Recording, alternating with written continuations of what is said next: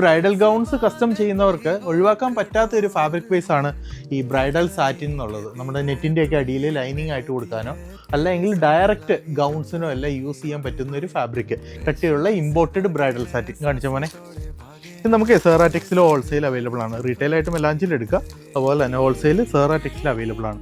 ഇതിൻ്റെ 2 കളറാണ് വരുന്നത്, white, of white. All white, regular white എന്ന് പറയുന്നത് ഇമ്പോർട്ടഡ് ആയിട്ടുള്ളത്. ഇതിൻ്റെ ഇത്രയും അല്പം എക്സ്പെൻസീവാണ്. പ്യുവർ ആയിട്ടുള്ള ഇമ്പോർട്ടഡ് സാറ്റിനാണിത്. അല്ല ഇനിയിപ്പോൾ ദേശി വേണമെങ്കിൽ ഇത്രയും എക്സ്പെൻസീവ് ആയിട്ടുള്ളത് വേണ്ട, കുറഞ്ഞ റേഞ്ചിൽ ബ്രൈഡൽ ഗൗൺസ് ബഡ്ജറ്റഡ് ആയിട്ട് ചെയ്യണമെങ്കിൽ അതിൽ നമുക്ക് ഈ ഗൗൺസ്, ഈ സാറ്റിന് ഉപയോഗിക്കാം. മനെ കാണിച്ചേ, ഇതുണ്ട്. ഇത് റെഗുലർ വൈറ്റിൽ മാത്രമേ വരുള്ളൂ.